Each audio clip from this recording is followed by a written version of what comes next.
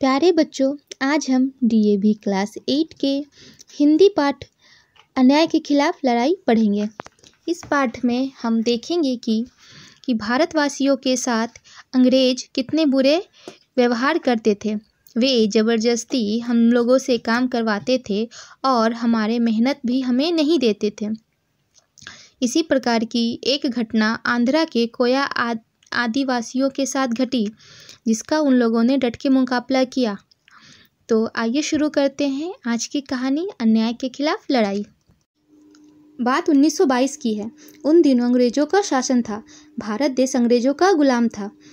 अपने लोगों को तरह तरह के अत्याचार सहने पड़ते थे। अंग्रेज शासन ने अपने स्वार्थ पूरा करने के लिए भारत के लोगों को बहुत डरा धमका रखा था, पर उनकी धमकियों के खिलाफ लड़ने की हिम्मत रखने वाले भी लोग थे।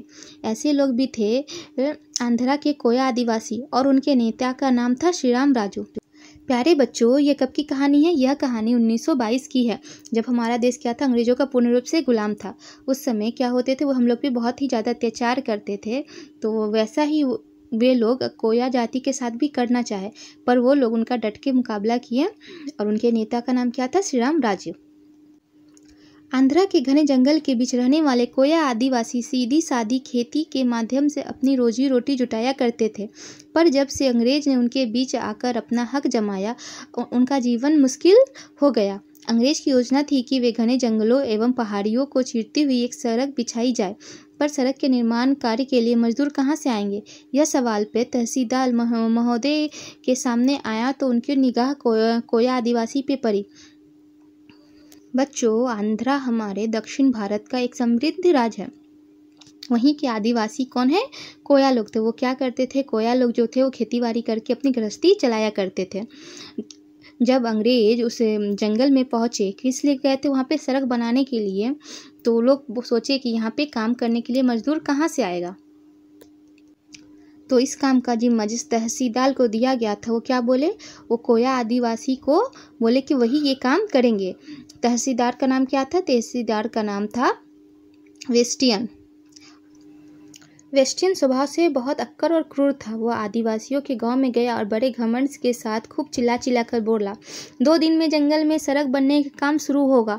तुम सब लोगों को इस काम पर पहुंचना है। अगर नहीं पहुंचे तो ठीक नहीं होगा।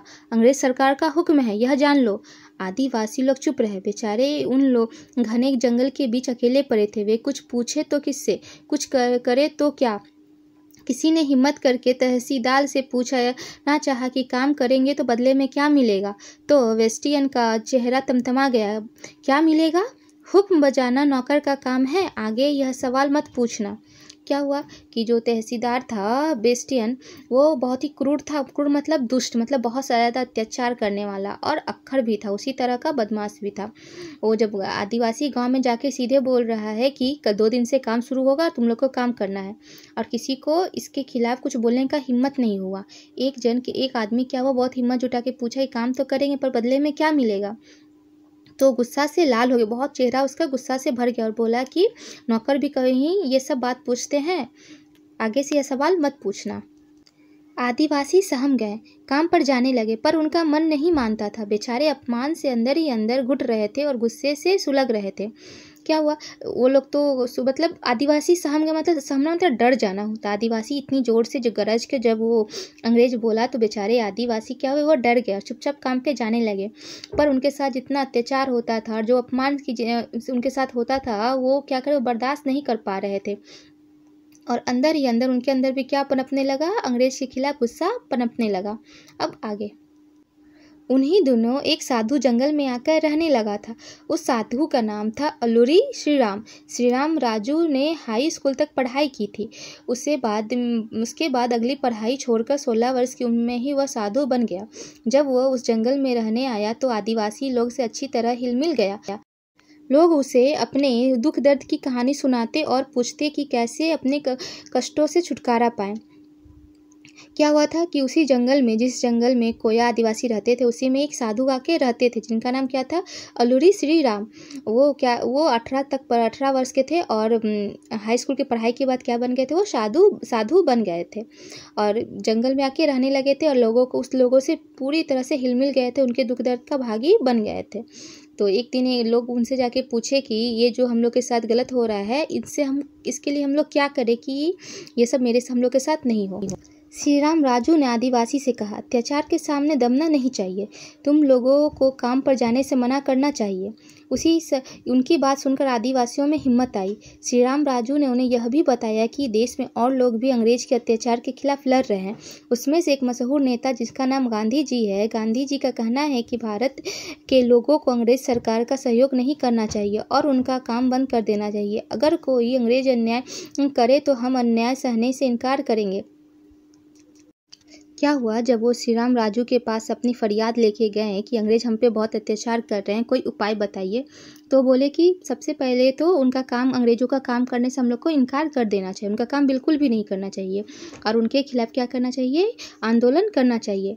एक हम ही नहीं हैं जो उनके खिलाफ आंदोलन कर रहे हैं, गांधी जी भी लगातार अंग्रेजों के अत्याचार के खिलाफ आंदोलन कर रहे हैं और हम लोग को भी ये भी बता रहे हैं कि अंग्रेजों के अन्याय में उनका साथ नहीं देना चाहिए और उनके काम करने से पूर्ण रूप से इनकार करना चाहिए। यह सब सुनकर कोया आदिवासी का दिल मजबूत हुआ। फिर क्या, विद्रोह की ऐसी आग भड़की कि अंग्रेज के होश उड़ गए। भोले भाले आदिवासियों के मन में भरा सारा अपमान, दुख और क्रोध फूट निकला। भद्रचरम से परवर्तीपुरम तक पूरे इलाके में आदिवासी लोग अन्याय के खिलाफ लड़ने के लिए संघर्ष में कूद पड़े। अंग्रेज सरकार के ऐसे छक्के छूटे कि आसपास के राज्यों से सेना बुलानी पड़ी, पर अंग्रेज की इतनी भारी सेना भी 2 साल तक विद्रोह को दबा ना पाई। क्या हुआ कि जब श्री राम राजू उनको ये सब बात बताएं कि विद्रोह से लड़ रहे थे, अत्याचार के खिलाफ लड़ना चाहिए, विद्रोह करना चाहिए, तो जितने भी आदिवासी थे उनमें भी हिम्मत आया और वो क्या कि विद्रोह शुरू कर दिए। तब क्या हुआ, भद्रचरम क्या है, दक्षिण भारत का एक शहर है। वहाँ से लेकर पर्वतीपुरम तक पूरा इलाका में क्या हुआ, विद्रोह दौड़ पड़ा। इतना ज़्यादा संघर्ष हुआ, इतना सारा विद्रोह हुआ कि अंग्रेज को क्या करना पड़ा, अपने अगल बगल राज्य से भी सेना को बुलाना पड़ा।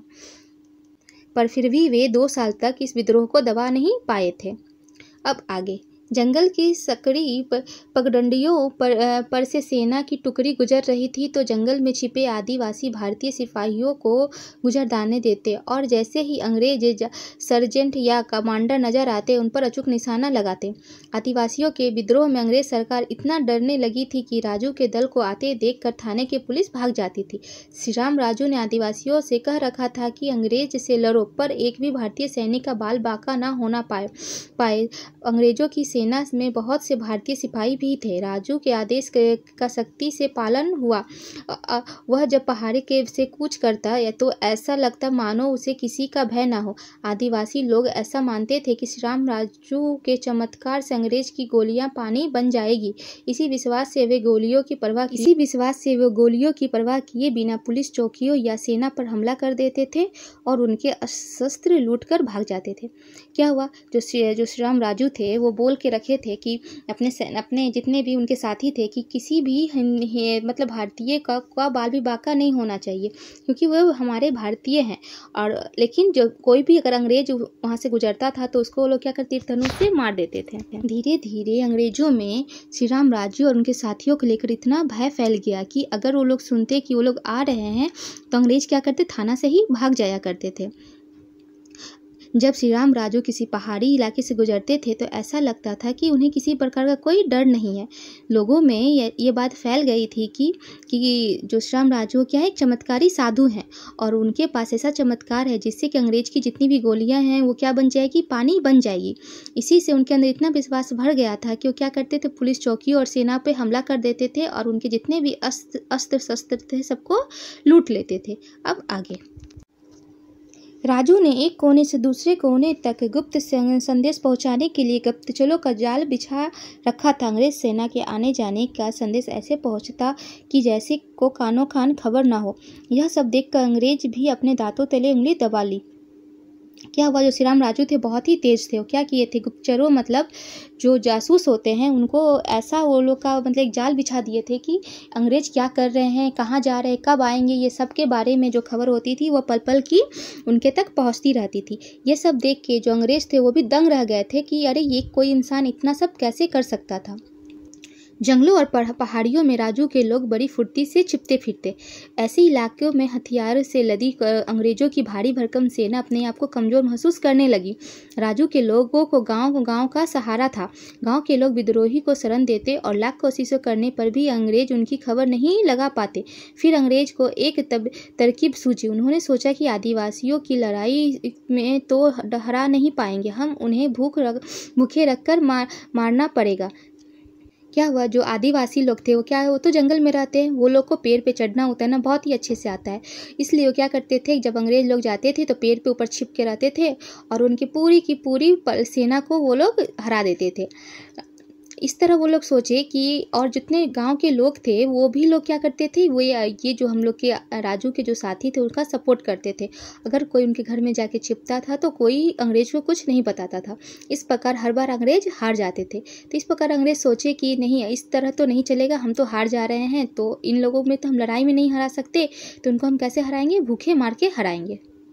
जंगल के अंदर गांव में राशन लाने वाले सारे रास्ते बंद कर दिए गए। किसी को भी इस सामान एक जगह से दूसरे स्थान पहुंचने के में मुसीबत हो गया।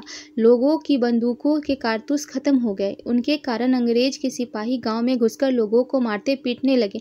यहाँ तक कि लगी हुई फसल में भी जला जाने लगे।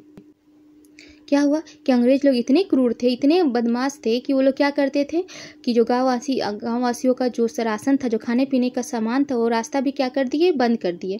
और वो लोग का धीरे धीरे क्या हो गया, सामान एक जगह से दूसरे जगह जाना पहुंचना बंद हो गया। तो उनके पास जितना सामान था वो सारा खत्म हो गया। यहाँ तक कि बंदूक में जो कारतूस मतलब गोली थी वो भी खत्म हो गई। और उसके बाद भी वो नहीं माने, वो क्या करने लगे कि घर घर में घुस कर लोगों को मारने लगे। एक तो भूख, ऊपर से मार, दोनों। और भी क्या करते, वो लोग का जो फसल था उसको भी जाके जला दिया करते थे। इस प्रकार वो इन आदिवासियों पे अत्याचार करना शुरू कर दिए थे। अब आगे आदिवासियों की हिम्मत जवाब देने लगी। आखिर कब तक यह तकलीफ बर्दाश्त की जा सकती थी। राजू के कुछ साथी पुलिस के पकड़ में आ गए थे। एक बार राजू भी पुलिस की गिरफ्त में आकर बुरी तरह जख्मी हो गया था। लोगों को लगा कि अब राजू का चमत्कार भी उनकी रक्षा करने में असफल है। लोग परेशान होकर राजू के पास पहुंचे। राजू भी परेशान था, उसने उनका दुख देखा नहीं गया। राजू ने सोचा कि अगर मैं अंग्रेजों के सामने आत्मसमर्पण कर दूँ तो अंग्रेज इन हजारों लोगों को रोज सताना बंद कर देंगे। उसने देखा कि 2 वर्षों के इतने लंबे संघर्ष के बाद लोगों में कठिनाइयों का सामना करने की तैयारी नहीं रह गई है और अंग्रेज सरकार तो इन्हें भूखा मारकर ही छोड़ेगी। आखिर आदिवासी कितने दिनों तक अंग्रेज का इस प्रकार का अत्याचार सहते। भूख भी बर्दाश्त करो, मार भी खाओ और जितने फसल थे सबको जला डालो। तो इस प्रकार कोई कब तक बर्दाश्त करेगा। तो उन लोग का हिम्मत क्या हुआ, जवाब देने लगा। और जो राजू के साथी भी थे वो भी धीरे धीरे पुलिस के पास पकड़ में आने लगे, क्योंकि उनकी जितनी भी गोलियां थी, जितने भी हथियार थे, सब धीरे धीरे खत्म होने लगे थे। एक बार राजू भी उनके गिरफ्तार में आया। जब राजू गिरफ्तार में आया तो लोगों को क्या लगा कि अब जो राजू का चमत्कार है वो खत्म होने लगा है। सारे लोग राजू के पास गए। तो राजू ने सोचा कि अगर मैं अपना आत्मसमर्पण कर देता हूँ तो अंग्रेज इन लोगों को सताना बंद कर देंगे, नहीं तो ये सारे लोग कैसे मर जाएंगे, भूख से ही मर जाएंगे। प्यारे बच्चों, मैं यहाँ आप लोगों को बताना चाहूँगी कि पहले लोगों को क्या लगता था कि राजू के पास कोई चमत्कार है, मतलब कोई जादू है। पर चमत्कार किसी राजू में नहीं था, ये तो उन लोगों के अंदर की अपनी शक्ति थी। कोई भी शक्ति बच्चों हमारे अंदर ही होती है और कुछ कर पाने की चाहत भी हमारे अंदर ही होती है। ये सारा हौसला हमारे अंदर ही होता है, ना कि कोई चमत्कार होती है। इसी प्रकार जब राजू पकड़ में आया तो उन लोगों को क्या लगा कि वो चमत्कार खत्म हो गया है, मतलब उन लोगों का अपने अंदर से जो विश्वास था वो धीरे धीरे खत्म होने लगा था।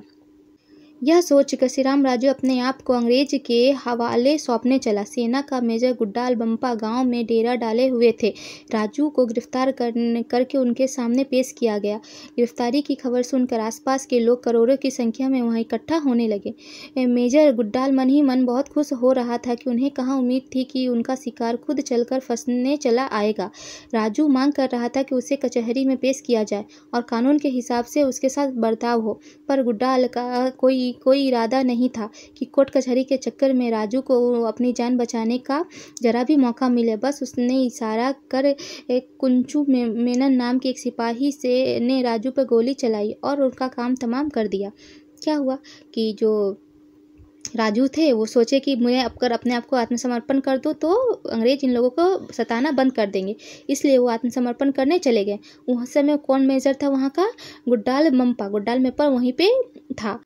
राजू उनसे यह बोले कि उनके साथ कानूनी हिसाब से बर्ताव हो, पर मप्पा किसी तरह से नहीं चाहता था कि राजू बच के निकले और कोर्ट कचहरी के चक्कर में उसको जरा सा भी छूटने का मौका मिले। इसलिए उसने क्या किया, अपने सेना के एक सिपाही कुंजू मेनन को गोली मारने का इशारा किया और कुंजू मेनन ने क्या किया, गोली चलाई और वहीं पे राजू का अंत हो गया। इस तरह अल्लूरी में श्रीराम राजू अपने लोगों के खातिर शहीद हुए। इसके बाद कोया आदिवासी का आंदोलन टूट गया, पर अंग्रेज सरकार ने अच्छा खासा पाठ पढ़ लिया था। वे समझ गए थे कि आदिवासी के साथ मनमर्जी नहीं की जा सकती। तब से आदिवासी के हित की रक्षा करने के लिए विशेष कोशिश करने का फैसला हुआ। अपने देश के इतिहास में कोया आदिवासी के अन्याय के खिलाफ लड़ने की मिसाल स्थापित की। क्या हुआ कि वो तो शहीद हो गए, पर अंग्रेज ये बात अच्छी तरह समझ गए कि आदिवासियों के साथ अपने मन का मर्जी नहीं चलेगा। मतलब वो लोग क्या हैं, बहुत ही सतर्क है। अगर हम लोग हमला करेंगे, अगर हम लोग अत्याचार करेंगे तो वो लोग भी हमें नहीं छोड़ेंगे और हम लोग के साथ अपनी पूरे ताकत के साथ लड़ेंगे। और इस तरह से वो क्या किए, पूरे देश में एक मिसाल को स्थापित किए। दोस्तों, अगर आपको मेरे कहानी समझाने का अंदाज पसंद आता हो और मेरी कई कहानी आपको समझ में आती हो तो मेरे चैनल को सब्सक्राइब कीजिए, मेरे वीडियो को लाइक कीजिए और इसे अपने दोस्तों तक ज़रूर शेयर कीजिए। Thank you.